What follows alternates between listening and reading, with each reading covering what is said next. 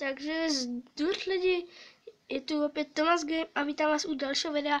Tentokrát, jak někteří víte, tak mám rád celkem pyrotechniku. Tentokrát je to kompletní pyrotechnika na Silvestr 2016. Jdeme se na to podívat. Máme tady žabáky. To jsem nevybaloval, protože to vidíte, jak to vypadá. A dělá to takový prostě blízkance a stálo to 50 korun. To nebo opak, no to je jedno. Pak tady máme čmeláky, se to jmenuje. Jsou takovýhle jako kdyby motýlci. Je tam 6 kusů a stálo to 55 korun. V tom žabákovi nepíšou, kolik je kusů, takže nevím, ale řekl bych tak 10. Pak tady máme 10 dumbůmek. Prostě jsem strašně hrozně rád. Úplně nejvíc dumbům prostě. Awesome. Pak tady máme pirátky od Klásku se sírou. Ty stály 120 korun. Pak tady máme pikopiráty. Ty stály tak 20 korun, to tady nemám cenu. A jsou to takovýhle mini petardičky. Pak jako malý. Pak tady máme bručony dvakrát.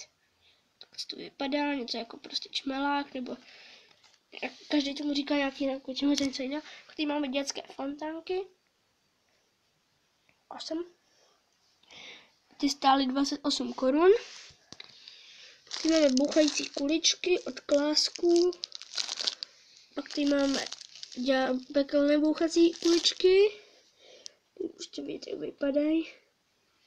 Pak tady máme rotáček. Jo.